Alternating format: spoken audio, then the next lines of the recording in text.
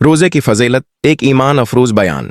क्या आप जानते हैं कि रोजा सिर्फ भूखा और प्यासा रहने का नाम नहीं, बल्कि यह एक ऐसी इबादत है जो रूह को पाक करती है, दिल को सुकून देती है और अल्लाह के करीब ले जाती है। अल्लाह ताला फरमाते हैं, ए ईमान वालो, तुम पर रोजे फर्ज किए गए जैसे तुमसे पहले लोगों पर फर्ज किए गए थे, ताकि तुम मुत्की बन जाओ।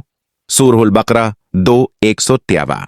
रोजा सिर्फ एक इबादत नहीं, बल्कि ये एक तरबियत है, एक रूहानी सफर है जो हमें तकवा, सब्र, शुक्र और हमदर्दी सिखाता है। हजरत मूसा अलैहिस्सलाम का रोजा। हजरत मूसा अलैहिस्सलाम जब अल्लाह ताला से हम कलाम होने के लिए कोहे तौर पर गए तो इन्होंने मुसलसल 40 दिन के रोजे रखे। इनका ये रोजा न सिर्फ उनके जिस्मानी बल्कि रूहानी तौर पर भी पाकीज़गी का जरिया बना और अल्लाह ताला ने उन पर वही नाजिल फरमाई।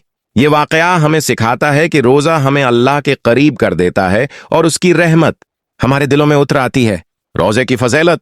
क्या आपने कभी सोचा कि रोजा रखने के कितने इनामात हैं? 1, अल्लाह की रिजा। जो रोजा खालिस नियत से रखता है, अल्लाह उससे राजी हो जाता है। 2, जन्नत का दरवाजा। आर्यान, रोजादारों के लिए जन्नत में एक खास दरवाजा होगा जिससे सिर्फ वही दाखिल होंगे। 3, सेहत के फवाइद।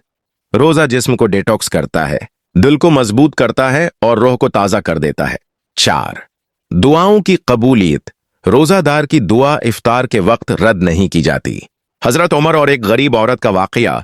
एक मर्तबा हजरत उमर फारूक रदी अल्लाह अन्हु रोजे की हालत में मदीना की गलियों में गश्त कर रहे थे। उन्होंने एक गरीब औरत को देखा जो अपने बच्चों को बहलाने के लिए चौल्हे पर खाली हांडी रखकर चम्मच हिला रही थी। हजरत उमर ने उससे पूछा, बहन तुम ये क्या कर रही हो?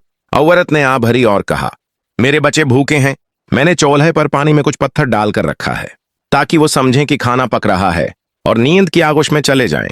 ये सुनकर हजरत उमर के दिल पर चोट लगी। वो फौरन बीतुल माल गए, इनाज का थैला उठाया, खुद अपने कंधे पर रखा और इस गरीब औरत के घर पहुंचे। औरत की आंखों में आंसू आ गए और उसने दुआ दी। ये है रोजे का असल मकसद, हमदर्दी, एहसास और कुर्बानी।